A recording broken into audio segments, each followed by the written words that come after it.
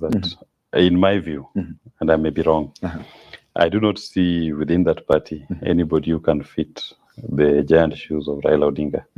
He has built a profile, he has built a national network, and a loyal cluster of troops stood by him. There's nobody else in that party, in my, or even that Azimio coalition, that has created that stature that you can compare to Raila. So others will try to fill in the void once he goes to AU. Of course, it's naturally expected that power abhors a vacuum, and obviously somebody will want to fill that vacuum.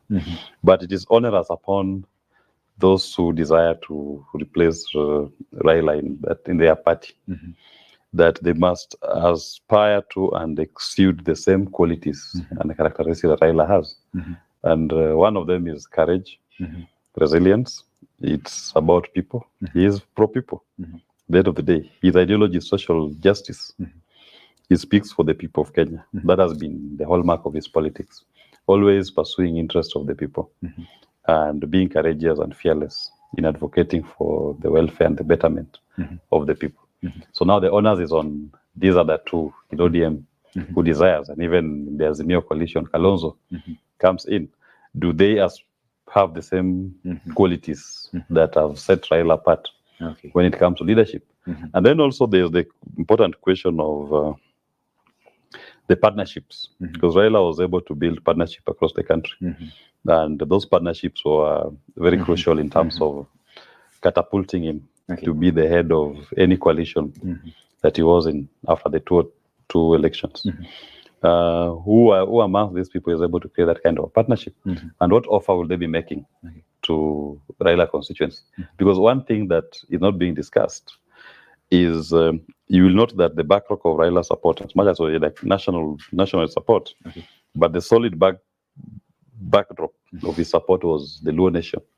So what offer will these other people make the Luo nation that will make them? Do they just want the Luo favor, the Luo passion, and the Luo numbers to support their politics? But what are they going to give the Luo nation in return? And I've been in conversations where, and I believe that the Luo nation should also, in its own stead, come up with what we call an irreducible minimum, that anybody who desires to take over from Raila in his absence, the Luo nation's irreducible minimum should be the deputy presidency. So before you talk to the Luo nation, you must write and accept on the signing sheet that I commit to make a member of the nation my running mate in the coming elections. Then the rest can be discussed now to move forward.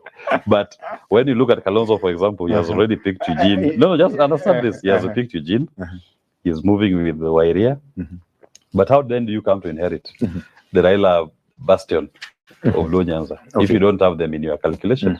So the irreducible minimum must be made and must be told to everybody. That what is our irreducible minimum as a Luo nation?